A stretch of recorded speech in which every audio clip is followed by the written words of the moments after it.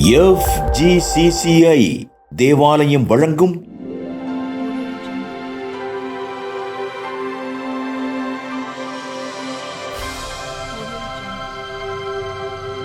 உன்னை மாற்றும் இயேசு.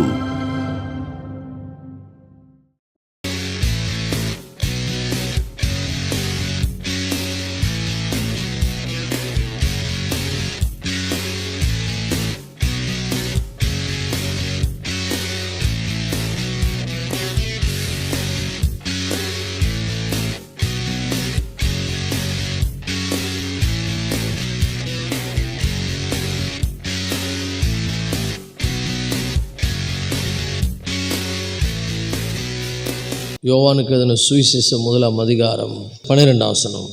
அவருடைய நாமத்தின் மேல் விசுவாசம் உள்ளவர்களாய் அவரை ஏற்றுக்கொண்டுள்ள எத்தனை பேர்களோ அத்தனை பேர்களும் தேவனுடைய பிள்ளைகளாகும்படி அவர்களுக்கு அதிகாரம் கொடுத்தார். அல்லேலூயா. கர்த்தருடைய பிள்ளைகளே, எத்தனை பேர்களோ என்ற வார்த்தையை கவனிங்கள். அவர் நாமத்தின் மேல் விசுவாசம் உள்ளவர்களாகி அவரை ஏற்றுக்கொண்டவர்கள் எத்தனை பேர்களோ, எத்தனை பேர் அவரை ஏற்றுக்கொண்டிருக்கிறீர்கள்? இயேசு கிறிஸ்து உங்களுடைய இரட்சகராக ஆண்டவராக உங்களுக்கு இருக்கிறாரா? இந்த காலை வேளையில் அவர் தான் உங்களுடைய ஆண்டவரும் உங்கள் இரட்சகருமாக இருக்கிறாரா? அவர் நாமத்தின் மேல் விசுவாசம் உள்ளவர்களாய் அவரை ஏற்றுக்கொண்டவர்கள் எத்தனை பேர்களோ அத்தனை பேர்களும் தேவனுடைய பிள்ளைகளாகும்படி அவர் நமக்கு அதிகாரம் கொடுத்தார். கர்த்தருடைய பிள்ளைகளை, உலகம் முழுவதும் எத்தனையோ மக்கள் இருக்கிறாங்க, எத்தனையோ மதங்கள் மார்க்கங்கள் இருக்கிறது. அவங்களுக்கெல்லாம் இல்லாத ஒரு பெரிய ஸ்லாக்கியம் நமக்கு என்ன இந்த காலை வேளையிலன்னா, நாம் தேவனுடைய பிள்ளைகளாக இருக்கிறோம். அதுதான் பெரிய பாக்கியம். நாம் தேவனுடைய பிள்ளைகளாக இருப்பதினாலே அவர் நமக்கு என்னவா இருக்கிறாரா? அவர் நம்முடைய பிதாவாக இருக்கிறார்.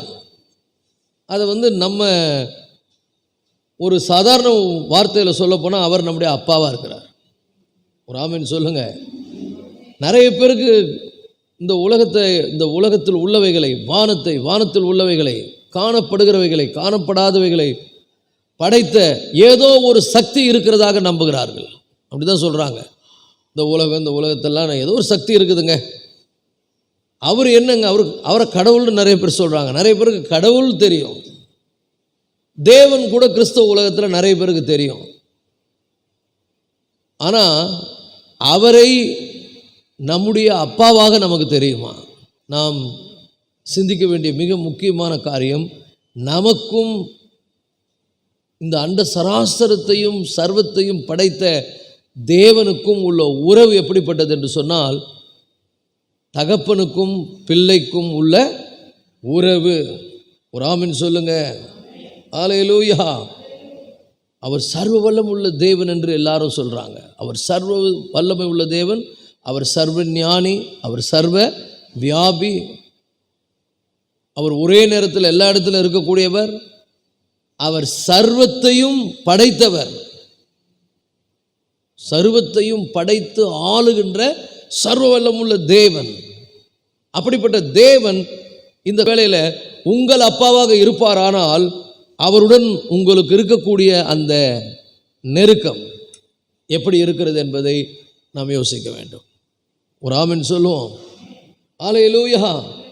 அப்படிப்பட்ட ஒரு நெருக்கம், அப்படி நெருக்கமாக இருந்தால் தான் அவர் அப்பான்னு கூப்பிட முடியும். அப்படிப்பட்ட நெருக்கம் இல்லைன்னா இந்த வேளையில் சொல்லுகிறேன், நாம் அவர் அப்பான்னு என்ன பண்ண முடியாது, கூப்பிட முடியாது. எத்தனை பேருக்கு அவர் அப்பான்னு மனசார அழைக்கின்ற ஒரு நெருக்கம் உங்களுக்குள்ளே இருக்கிறது? அல்லேலூயா. ஆண்டவராக இயேசு கிறிஸ்து இந்த வேளையில் அவருடைய வார்த்தையை நம்ம தியானிக்கும் பொழுது, இயேசு இந்த உலகத்தில் வந்ததும் அவர் இப்படி தான் சொன்னார். அவருடைய போதனைகளிலே மிக சிறப்பான போதனைகள் என்ன அப்படின்னா, மத்தேயு 6ஆம் அதிகாரம் 6ஆம் வசனத்தை நீங்கள் வாசிங்கள். இயேசு சொல்லுகிறார், நம்ம எப்படி அவரை அணுக வேண்டும் என்று சொல்லுகிறார். நீங்கள் ஜெபிக்கும்போது உங்கள் அறைக்குள், நீங்களோ ஜெபம் பண்ணும்போது உன் அறை வீட்டுக்குள் பிரவேசித்து, கர்த்தருடைய பிள்ளைகளே, அறை வீட்டுக்குள் பிரவேசித்து அப்படின்னா அதை கொஞ்சம் யோசித்து பாருங்கள். நம்ம எத்தனை பேர் அறை வீட்டுக்குள் பிரவேசிக்கிறோம்? அப்படின்னா யாரும் இல்லாத ஒரு அறை. அப்புறம் சொல்றாரு, நீயோ ஜெபம் பண்ணும்போது உன் அறை வீட்டுக்குள் பிரவேசித்து கதவை பூட்டுன்றார். ஏன் கதவை பூட்டுன்றாருன்னா, உனக்கும் அவருக்கும் இடையில வேற யாரும் வரக்கூடாது.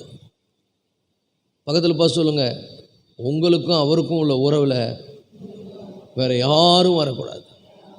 அல்லேலூயா. ஆனால் நம்ம எல்லாருக்கும் வழியை திறந்துட்டு அவரு கூட என்ன பண்ணுறோம், கம்யூனிகேஷனாக இருக்க விரும்புகிறோம். அப்படி இருக்க முடியாது. நீ அறை வீட்டுக்குள் பிரவேசி முதல்ல. ரெண்டாவது என்ன பண்ணு, உன் கதவை பூட்டு. அப்படின்னா எல்லா ஆப்ஷனையும் க்ளோஸ் பண்ணு. அல்லேலூயா. நேற்று கூட பார்த்தீங்கன்னா ஜபிக்கணும்னு தோணும்போது மைண்டில் இப்படி வருது, இம்பார்ட்டண்ட்டு கால்ஸ் வரணும். உடனே அந்த ஃபோனை எடுத்து ஃப்ளைட் மோடில் போட்டேன். அந்த இம்பார்ட்டண்ட்டான நபர் எனக்கு, என்னங்க ஃபோனை ஆஃப் பண்ணிட்டீங்கன்னாரு. இல்லை உங்களை விட இம்பார்ட்டண்ட்டான ஒரு ஆள் கூட பேசின்னு இருந்தேன். ஒரு ஆமென் சொல்லுங்க. ஸோ அறை வீட்டுக்குள் பிரவேசித்து உன் கதவை சாத்துன்னு சொன்னால், அங்கே எந்த ஒரு இடையூறும் இல்லாதபடி அவரோடு நம்ம பேசணும்னு இயேசு கிறிஸ்து நமக்கு உத்தரவு கொடுத்திருக்கிறார். ஆண்டவர் இயேசு சொல்லுகிறார், என் நாமத்தின் மேலே நீ விசுவாசம் உள்ளவனாய் நீ இருப்பாயானால் நீ பிதாவுக்கும் என்னவா மாறுற, பிள்ளையாய் மாறுகிறாய். அவர் இயேசு கிறிஸ்து தேவனுடைய குமாரனாக இருந்தார். அவரை விசுவாசிக்கிற எல்லாருக்கும் அவரை போலவே நாமும் அவருடைய குமாரனாய் பிள்ளைகளாய் குமாரர்களும் குமாரத்திகளுமாய் இருக்கக்கூடிய ஒரு பெரிய ஒரு ஒரு உறவை நமக்கு. அப்போ இந்த வசனம் சொல்லுகிறது, 6ஆம் வசனம், நீங்கள் சதுவும் அறை வீட்டுக்குள் என்ன பண்ணுங்க, பிரவேசித்து உன் கதவை பூட்டி அந்தரங்கத்தில் இருக்கிற. அப்படின்னா என்ன அர்த்தம்னா, இது ஒரு அந்தரங்கமான விஷயம். உலகத்துக்கு யாருக்கும் தெரியாது. அந்தரங்கம்னா யாருக்கும் தெரியாது. Close your door and you and your father, நீங்களும் உங்கள் பிதாவும். ஸோ நீங்களும் உங்கள் தேவனும் அந்தரங்கத்தில் யாருக்கும் தெரியாத ஒரு உறவு. ஒரு ஆமென் சொல்லுங்க. நீங்களும் அவரும் அப்படிப்பட்ட உறவை தான் தேவன் நமக்கு வாக்கு பண்ணுகிறார். இன்னைக்கு என்ன வாக்கு தத்தன்னா, நீ பிதாவோடு கூட ஒரு நெருக்கமான உறவை உடையவனாய் இருக்கும்படி நான் உலகத்துக்கு வந்திருக்கிறேன். அந்த உறவை என்ன பண்ணு, விட்டு விடாதே. அவர் சொல்லுகிறார், நீயோ ஜெபம் பண்ணும்போது உன் அறை வீட்டுக்குள் பிரவேசித்து உன் கதவை பூட்டி அந்தரங்கத்தில் இருக்கிற உன் தேவனை நோக்கி என்று எழுதவில்லை. ஏன்னா நீங்கள் அவர் கூட தனிப்பட்ட உறவுக்கு வந்துட்டீங்கனாலே, is become your father and you are become is daughter or son. சர்வ வல்லமை உள்ள, சகலத்தையும் செய்ய, சகல இடத்திலும் இருக்கக்கூடிய, சகலத்தையும் அறிந்த தேவனை சந்திக்க போகிறோம். எப்படி, எந்த உறவில் நம்ம சந்திக்க போகிறோம்னா, அவர் என்னுடைய அப்பா, நான் அவருடைய பிள்ளை. அப்படின்னும் போது இது ஒரு பெரிய உயர்ந்த உன்னதமான ஒரு உறவு. உலகத்தில் இந்த மாதிரி ஒரு உறவை நீங்கள் பெற முடியாது. இது நமக்கு இலவசமாய் கிடைத்திருக்கிறது. இயேசுவின் மீது விசுவாசம் வைக்கிறதுனால் கிடைத்திருக்கிறது. ஆகவே இதனுடைய மேன்மை நமக்கு தெரியல. யாரும் தொடர்பு கொள்ள முடியாத ஒரு தேவன் ரொம்ப நெருக்கமாக நம்மோடு கூட இருக்கிற பிதாவாக மாறி இருக்கிறபடினால் எந்த காரியத்தை குறித்து நீங்கள் கவலைப்பட வேண்டியதில்லை. ஒரு குழந்தைய பாருங்க, ஒரு குழந்தையும் ஒரு அப்பாவும் எப்படி இருப்பாங்க, ஒரு பாசம் அங்கே எப்படி இருக்கும், பாச பிணைப்பு இருக்கும், ஒரு உறவு, அங்கே ஒரு பெரிய ஐக்கியம் இருக்கும். அங்கே சொல்லப்படுகிறது, உங்கள் பிதாவை நோக்கி என்ன பண்ணுங்க, பிதாவேன்னு கூப்பிடுங்க. சொல்லுங்க, பிதாவேன்னு கூப்பிடணும். ஏன்னா அப்படிப்பட்ட ஒரு ஆவியை இயேசு நமக்கு தந்திருக்கிறார். அப்படிப்பட்ட ஒரு ஆவி நமக்கு கொடுக்கப்பட்டிருக்கிறது. ரோமர் 8:15 வாசிக்கிறோம். அன்றியும், யாராவது வாசிங்க, திரும்பவும் நீங்கள் பயப்படுகிறதுக்கு ஏதுவான அடிமைத்தனத்தின் ஆவியை பெறாமல் அப்பா பிதாவே என்று அந்தபடி திரும்பவும் பயப்படுறதுக்கு. யாரும் பயப்பட வேண்டியதில்லை. அப்பா கிட்ட போகிறதுக்கு என்ன, பிள்ளைங்களுக்கு பயம். நீங்கள்லாம் என் பிள்ளைகளானால், அவர் உங்களுடைய தகப்பனானால், தகப்பனிடத்தில் பிள்ளைங்க போகிறதுக்கு எந்த பயமும் தேவையில்லை. இதற்கு முன்னால் நமக்கு இருந்த நிலைமை வேற. நமக்கும் அவருக்கும் எந்த உறவும் இல்லை. அவர் பட்சிக்கிற அக்கினியா இருந்தார், அவர் எரிச்சல் உள்ள தேவனா இருந்தார். ஆனா இப்பொழுதோ இயேசு கிறிஸ்துவின் மூலமாக அவர் நமக்கு அப்பாவா இருக்கிறார். அந்த உரிமை நமக்கு கொடுக்கப்பட்டிருக்கிறது. அப்ப இங்க வந்திருக்கிற ஒவ்வொருவரும் இந்த நிகழ்ச்சியை இந்த யூடியூப் மூலம் பார்க்கிற ஒவ்வொருவருக்கும் ஒரு நல்ல செய்தியை சொல்லுகிறேன். இயேசுவின் மீது விசுவாசம் வைத்திருக்கிற நாம் அனைவருக்கும் சர்வ வல்லம் உள்ள, சர்வத்தையும் செய்ய வல்லவராயிருக்கிற, சர்வ ஞானம் உள்ள, சர்வத்தை அறிந்திருக்கிற அந்த தேவன் நம்முடைய பிதாவாக அவர் இருக்கிறார். அவரை நம்ம உரிமையோடு அப்பா என்று கூப்பிட முடியும். அப்படிப்பட்ட ஆவியை அவர் நமக்கு தந்தருள் இருக்கிறார். அதை கொஞ்சம் யோசித்து பாருங்கள். ஒரு தகப்பன் தன்னுடைய பிள்ளைக்கு இறங்குவது போல என்று எழுதப்பட்டிருக்கிறது. 103ஆம் சங்கீதத்தில் தகப்பன் தன் பிள்ளைகளுக்கு இறங்குவது போல. தகப்பன் பிள்ளைகளுக்கு என்ன பண்ணுவாராம்? இறங்குவார். அந்த இரக்கத்துக்கு, அந்த இரக்கத்தினுடைய மேன்மை உங்களுக்கு தெரியுமா? தேவனுடைய பிள்ளைகளை நீங்க அவரை சந்திக்கும்படி உரிமையோடு போகலாம். உரிமையோடு போய் நீங்கள் அவரிடத்துல உரிமையாய் கேட்கலாம். நீங்க எதை கேட்டாலும் அவர் உங்களுக்கு தருவார். என்ன குறை இருக்குது உங்களுக்கு? என்ன மனசுல சஞ்சலம்? என்ன பாவம் உங்களை வேதனைப்படுத்தி கொண்டிருக்கிறது? நாம் நம்முடைய பாவங்களை அறிக்கையிட்டால் எல்லா அநியாயத்தை நீக்கி நம்மை சுத்திகரிக்கிறதற்கு அவர் உண்மையும் நீதியும் உள்ளவராயிருக்கிறார். எந்த ஒரு பிள்ளையும் தகப்பன் தப்பு செய்யும் பொழுது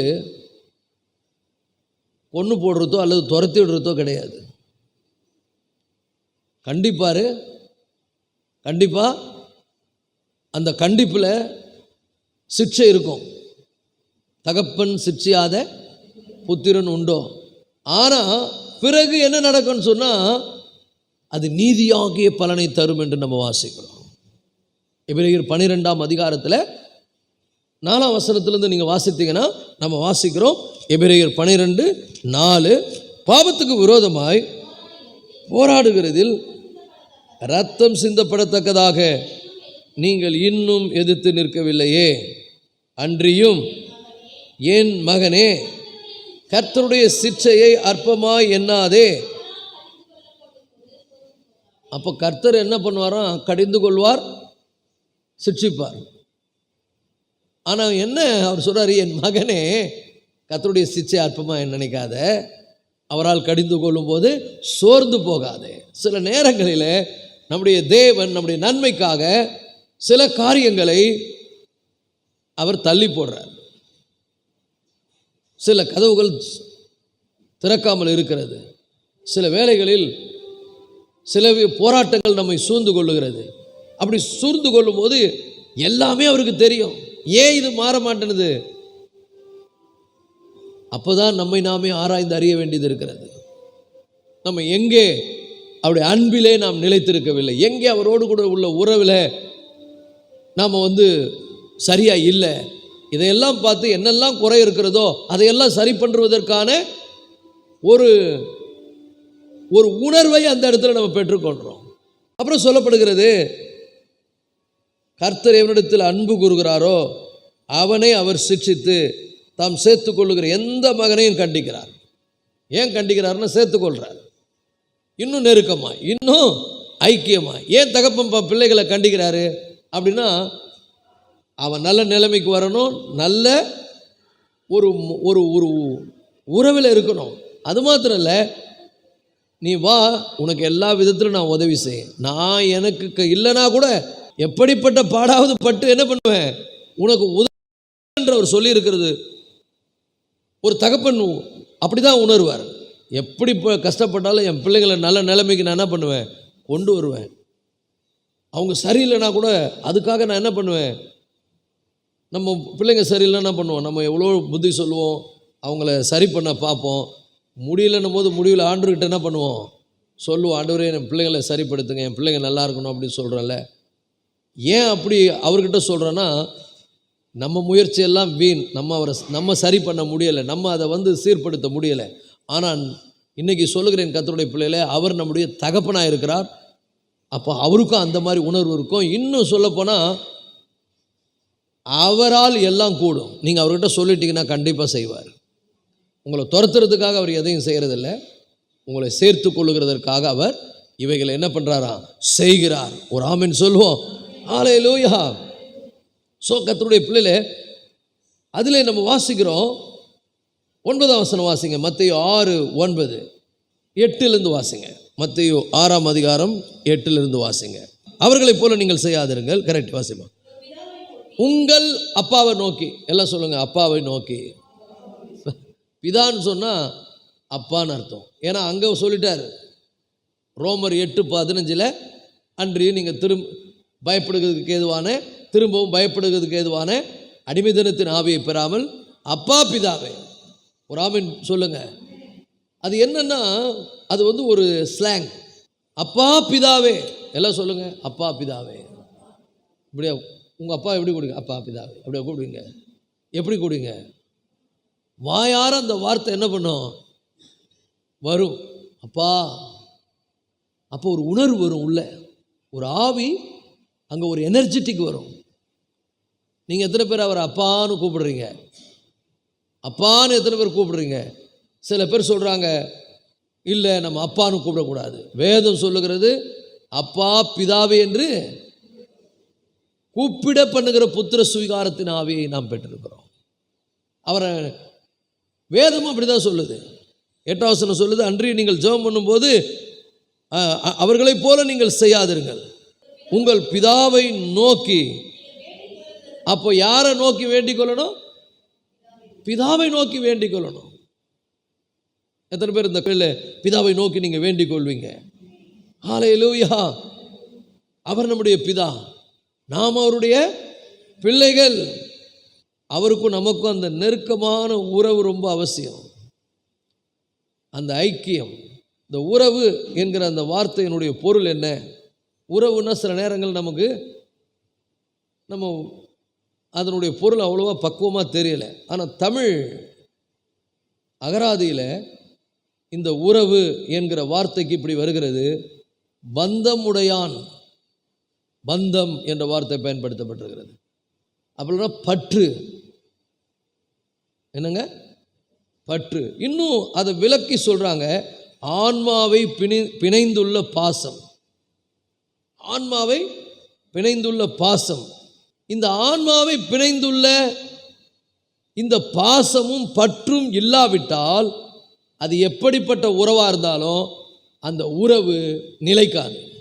திருமண உறவு கூட சொல்கிறேன். திருமண உறவு என்பது கூட அப்படிதான். ஆன்மாவை பிணைந்துள்ள ஒரு உறவு.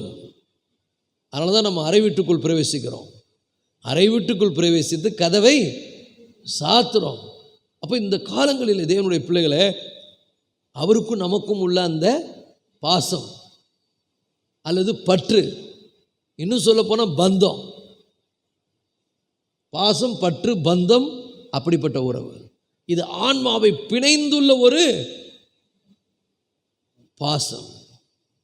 இதுதான் அப்பாவுக்கும் பிள்ளைக்கும் உள்ள ஒரு உறவு. ஒரு ஆமென் சொல்லுங்க. அதில் ஒரு ஒரு ஒரு கற்பனை செய்து பாருங்கள். கெட்ட குமாரன் தன் தகப்பனிடத்தில் இருக்கக்கூடிய எல்லாத்தையும் வாங்கி கொண்டு போய் துன்மார்க்கமாக ஜீவனம் பண்ணி, நல்லா புரிந்து கொள்ளுங்கள், அவன் போய் பர்ஃபெக்டாக வேலை செய்து நல்லா முன்னுக்கெல்லாம் வரல. துன்மார்க்கமாக ஜீவனம் பண்ணி தனக்கு உண்டான அப்பா கிட்டேருந்து கொண்டு போன ஆசீர்வாதத்தில் என்ன பண்ணிட்டான்? அழித்து விட்டான். நான் சொன்னேன் கர்த்தருடைய பிள்ளைகளை, அவரை விட்டு ரொம்ப தூரம் போனால் அவர் கொடுத்த ஆசீர்வாதங்களை கூட நம்ம என்ன பண்ணுறோம்? தொலைச்சிடுறோம். அவரை விட்டு நிறைய பேர் தூரம் போகிறாங்க.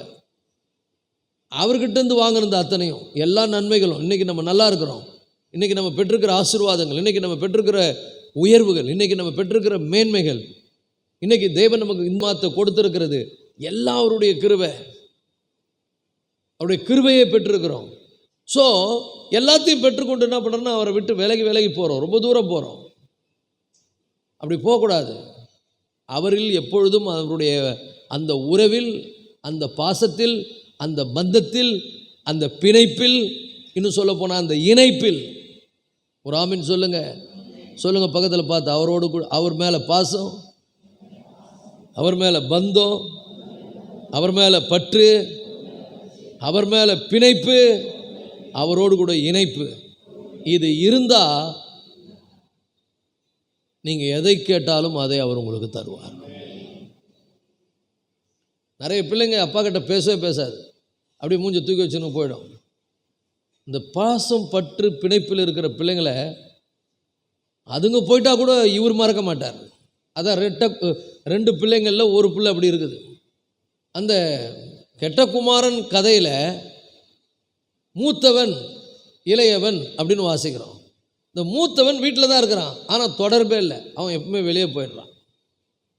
இளையவன் ரொம்ப பாசமாக இருப்பான் போலகுது, பற்றா இருப்பான் போலகுது. அதனால தான் உரிமையாக கேட்குறான் பாருங்க, வந்து எனக்கு உண்டானதை கொடுங்கன்றான் பாருங்க. இது மாதிரி யார் கேட்பா? கேட்டதை அவர் கொடுக்கிறவர். ஏன்னா கேளுங்கள் அப்பொழுது உங்களுக்கு கொடுக்கப்படும் சொல்லியிருக்கிறார். கேட்டதை கொடுக்குறார். கொடுத்த உடனே தவறான சவகாசங்கள் என்ன பண்ணுதுன்னா அவனை தகப்பனை விட்டு ரொம்ப தூரம் கொண்டு போயிடுது. கொண்டு போனால் கூட அவனை பற்றிய நினைவுகள் அவன் தகப்பனை விட்டு நீங்கவில்லை. நினைவுகள் அத்தனை எங்கே இருக்கிறது?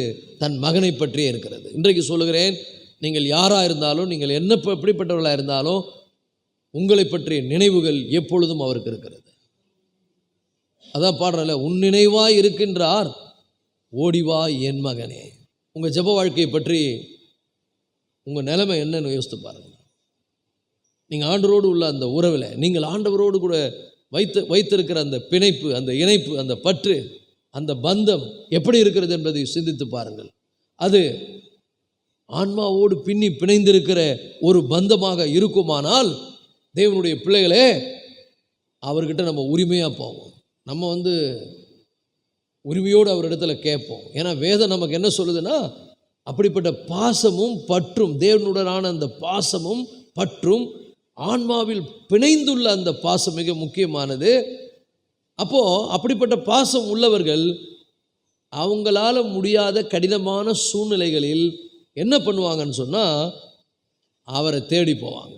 அது இயற்கையாக வரும். அவங்க வேற எங்கேயும் போக மாட்டாங்க. நம்ம இந்த காலவேளையில் சொல்லுகிறேன், நம்ம எல்லாருக்கும் ஏதோ ஒரு விதத்தில் தேவைகள், பிரச்சனைகள், போராட்டங்கள் இந்த உலகத்தில் இருக்கிறது. ஆனாலும் நம்ம ஒரு தைரியத்துடன் வாழ்ந்து கொண்டிருக்கிறோம். அது எப்படிப்பட்ட தைரியம்னு சொன்னால், அவர் என் கூட இருக்கிறார் என்ற தைரியம். அவர் என்னோடு கூட இருக்கிறார். நான் உன்னை விட்டு விலகுவதும் இல்லை, உன்னை கைவிடுவதும் இல்லை என்று சொன்ன தேவன் என்னோடு கூட இருக்கிறார். அவர் என்னை நடத்துவார். இன்னொன்று அவரே சொல்கிறார், கஷ்டமானா என்கிட்ட வான்றார். எதுனா கஷ்டமாப்பா உனக்கு, ஏதாவது பிரச்சனையா, யார்கிட்ட வா, என்கிட்ட வா என்று அவர் சொல்லுகிறார். வேதம் நமக்கு அப்படி கட்டளை இடுகிறது. வேதம் கட்டளை இடுகிறதுன்னு சொன்னால், வேதத்தில் உள்ள வார்த்தையெல்லாம் தேவ ஆவியினால் நமக்கு அருளப்பட்டிருக்கிறது. அப்போ சங்கீதம் 50ஆம் அதிகாரத்தில் வாசிக்கிறோம், வேதம் நமக்கு கட்டளை இடுகிறது. தேவ ஆவியானவர் நமக்கு கட்டளை இடுகிறார், நீ உன்னதமானவருக்கு ஸ்தோத்திர பலிகளை இட்டு. இந்த கோயிலில் சொல்லுகிறேன், கடந்த மாதம் முழுவதும் நம்மை நடத்தின தேவனுக்கு நம்ம செலுத்த வேண்டியது என்ன? ஸ்தோத்திர பலி. எல்லாம் சொல்லுங்க, ஸ்தோத்திர பலி. 13 வாசிங்க. ஆண்டவர் கேட்கிறாரு, நான் எருதுகளின் மாம்சம் புசித்து ஆட்டுக்கடாவின் நினத்தை குடிப்பேனோன்னு கேட்கிறாரு. மற்ற பலியெல்லாம் எனக்கு தேவையில்லைன்றார். நிறைய பேர் இப்படி ஆண்டவரை தொடர்பு கொள்ள நினைக்கிறாங்க. ஏதாவது ஒன்று செய்து, ஏதாவது ஒன்றை செலுத்தி ஆண்டவரிடத்தில் நல்ல தொடர்பில் இருக்கலாம்னு நினைக்கிறாங்க. ஒரு கேண்டில் ஒன்று வாங்கி கொடுக்கலாம் ஆண்டவருக்கு. நம்ம தொடர்பு அப்படிப்பட்ட தொடர்பு இல்லை. வேறு எதையாகிலும் கொடுக்கலாம் ஆண்டவருக்கு, அப்படி இல்லை. அது ஒரு பாசத்தினுடைய வெளிப்பாடு. உங்கள் வாய்களில் கர்த்தரை ஸ்தோத்தரிக்கணும். அவருடைய நாமத்துக்கு ஸ்தோத்திரம் ஸ்தோத்திரம் ஸ்தோத்திரம் என்று உள்ளத்தின் ஆழத்திலிருந்து முழு பலத்தோடும், முழு ஆவியோடும், முழு ஆத்மாவோடு வேதம் சொல்லுகிறது, உன் தேவனாகிய கர்த்தரிடத்தில் உன் முழு பலத்தோடும், உன் முழு ஆத்மாவோடும், உன் முழு மனதுடன் அன்பு கூறுவாயாக. அப்படிப்பட்ட ஒரு உறவில் நாம் இருப்போமானால், அப்படிப்பட்ட உறவு நமக்கு வேணும்னா கம்யூனிகேஷன் ரொம்ப முக்கியங்க. சொல்லுங்க, கம்யூனிகேஷன். கம்யூனிகேஷன் இல்லைன்னா எந்த உறவும் டேமேஜ் ஆகிடும். ஆல்வேஸ் தொடர்பில் இருப்பது. ஆமென் சொல்லுங்க. அப்போ அந்த தொடர்பு வேதம் நம்ம கட்டளை எடுக்கிறது. அந்த பாச பிணைப்பு, அந்த இசைப்பட அந்த ஒரு இணைப்பு, ஒரு ஆமென் சொல்லுங்க. ஒரு இணைப்பு, ஒரு பிணைப்பு, ஒரு பற்று, ஒரு பாசம், ஒரு பந்தம் உண்டாகணும்னா என்ன பண்ணணும்? எப்பவுமே தொடர்பு கொள்ளணும். எப்பொழுதும் அவங்க கூட என்ன பண்ணணும்? டைம் ஸ்பெண்ட் பண்ணணும். எந்த அளவுக்கு நாம் அந்த நேரத்தை அவர்களிடத்தில் செலவிடுகிறோம், மனம் விட்டு பேசுகிறோமோ. இன்றைக்கி நிறைய பிள்ளைங்க கெட்டு போனதுக்கு காரணம் என்ன தெரியுமா? பிள்ளைங்க பெற்றோரிடத்தில் ரொம்ப நெருக்கமாக இல்லை, பெற்றோர்களும் பிள்ளைகள்கிட்ட நெருக்கம் காட்டுவதில்லை.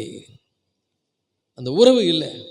அந்த உறவு இல்லாததுனால வாலிப பிள்ளைங்க எவ்வளோ பேர் சீரழிகிறாங்க தெரியுமா? இன்றைக்கி செய்ய வேண்டியதெல்லாம் செய்தியா, எங்கே போனேன் அப்படின்னு ஒரு பாசத்தோடு அந்த பிள்ளைகளை விசாரித்து அந்த பிள்ளைகளோடு நம்ம நேரத்தை செலவழிக்கும் போது அங்கே அந்த உறவு என்ன பண்ணுகிறது?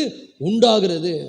நீ தேவனுக்கு ஸ்தோத்திர பலியிட்டு உன்னதமானவருக்கு உன் பொருத்தனைகளை செலுத்தி ஆபத்து காலத்தில் என்னை நோக்கி கூப்பிடு, இதை செய்துட்டு என்னை கூப்பிடுன்னு வேதம் நமக்கு கட்டளை எடுக்கிறது. அப்பொழுது நான் உன்னை விடுவிப்பேன். இந்த மாதம் புதிய மாதத்தில் 1ஆம் தேதியில் எந்த காரியத்தையும் துவங்கிறதுக்கு முன்னால் முதல்ல அவர் சமூகத்துக்கு வந்துட்டோம். ஏன்னா அவர் நம்ம அப்பா, நாம் அவருடைய பிள்ளைங்க. எதுக்காக இவ்வளோ நேரம் இங்கே வந்து உட்காந்து வசனத்தை கேட்குறோம், முன்னாடி தேவனை ஆராதித்தோன்னா அவரோடு கூட தொடர்பு. அந்த தொடர்பு ரொம்ப ரொம்ப முக்கியம். அதை உறவு என்று சொல்லுகிறோம். ஆங்கிலத்தில் கம்யூனிகேஷன்னா கம்யூனிகேட். ஒருத்தரோடு ஒருத்தர் என்ன பண்ணுங்க? பேசுங்க. பேசுறது என்ன அர்த்தம்? எதுவாக இருந்தாலும் அவங்க மனம் விட்டு அவர்கிட்ட சொல்லுங்கள். எந்த காரியத்தையும் அவர்கிட்ட பகிர்ந்து கொள்ளுங்கள். எப்படி செய்ய போகிறோம், எங்களுக்கு இதுக்கு வந்து ஆண்டவரே எங்களுக்கு உதவி தேவை, எங்களை நீங்கள் நடத்துங்க, எங்களுக்கு உதவி செய்யுங்க. ஆபத்து காலத்தில் நல்லா புரிந்து கொள்ளுங்கள். ஆபத்து காலத்தில் வேதம் சொல்லுது சொந்தக்கார வீட்டுக்கு போகாதுன்னுது தெரியுமா? நீதிமொழிகளில் ஆபத்து காலத்தில் உன் சகோதரன் வீட்டுக்கு போகாத, தூரத்தில் உள்ள சகோதரனை பார்க்கிலும் அருகில் உள்ள அயலானே வாசி என்று சொல்லப்படுது. ஏன்னா தூரத்தில் உள்ள சொந்தக்காரனா தூரம், எல்லாமே தூரம், கம்யூனிகேஷன் கேப். அங்கே அயலான் இருக்கான் பாருங்க, அருகாமையில் உள்ள அயலான், அவனை எப்பவுமே பார்ப்போம், விஷ் பண்ணுவோம், பார்ப்போம், பேசுவோம். அவங்களுக்கும் நம்ம உதவி தேவை, நமக்கும் அவங்க உதவி தேவை. ஒரு ஆமென் சொல்லுவோம். ஸோ இந்த communication is very very important. தேவனோடு தொடர்பில் இருப்பது. அந்த தொடர்பு எங்கே உண்டாகுது? நீயோ தொடர்பு கொள்ளும் பொழுது, ஜெபம்னா தொடர்பு கொள்ளும் பொழுது, அதாவது ஜெபம் பண்ணும்போது உன் அறை வீட்டுக்குள் பிரவேசித்து உன் கதவை சாத்தி அந்தரங்கத்தில் உள்ள உன் பிதாவை நோக்கி ஜெபம் அவரை, அதான் ஸ்தோத்திர பலியிடு, அவருக்கு ஆராதனை செய். அதுக்கப்புறம் உன் பிரச்சனைகளை அவரிடத்துல சொல். ஆபத்து காலத்தில் அவர் கட்டளை இடுகிறார், என்னை நோக்கி கூப்பிடு. யாருக்கு? அவரோடு தொடர்பில் இருக்கிறவர்களுக்கு, அவரோடு நல் உறவில் இருக்கிறவர்களுக்கு. அன்பிற்குரிய நேயர்களே, நீங்கள் கேட்ட இந்த நிகழ்ச்சி உங்களுக்கு மிகவும் ஆசீர்வாதமாக இருந்திருக்கும் என்று கர்த்தருக்குள் நம்புகிறோம். இந்த நிகழ்ச்சியை நாங்கள் தொகுத்து வழங்குவதற்கு பொருளாதார உதவிகள் தேவையாக உள்ளது. எனவே ஆண்டவருடைய பிள்ளைகளாகி நீங்கள் இந்த நிகழ்ச்சிக்கான தேவைகள் சந்திக்கப்பட ஊக்கமாய் ஜெபிப்பதோடு மாத்திரமல்லாமல் உங்களால் இயன்ற பொருளாதார உதவிகளை மேலே காணப்படும் QR கோட் ஸ்கேன் செய்து மனப்பூர்வமாய் அனுப்பும்படி பட்சமாய் கேட்டுக்கொள்கிறோம். கர்த்தர் உங்கள் ஒவ்வொருவரையும் ஆசீர்வதிப்பாராக.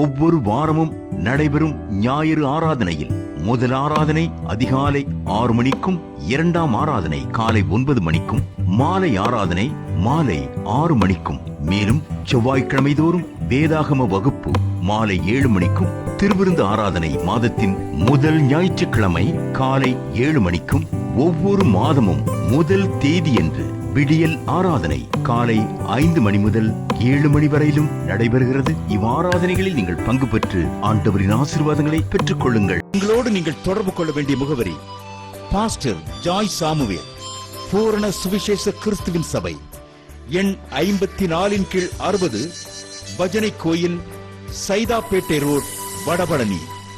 இது லக்ஷ்மண் சுருதி மியூசிக்கல்ஸ் பின்புறத்தில் அமைந்துள்ளது. சென்னை 600026. Website www.fgcciindia.in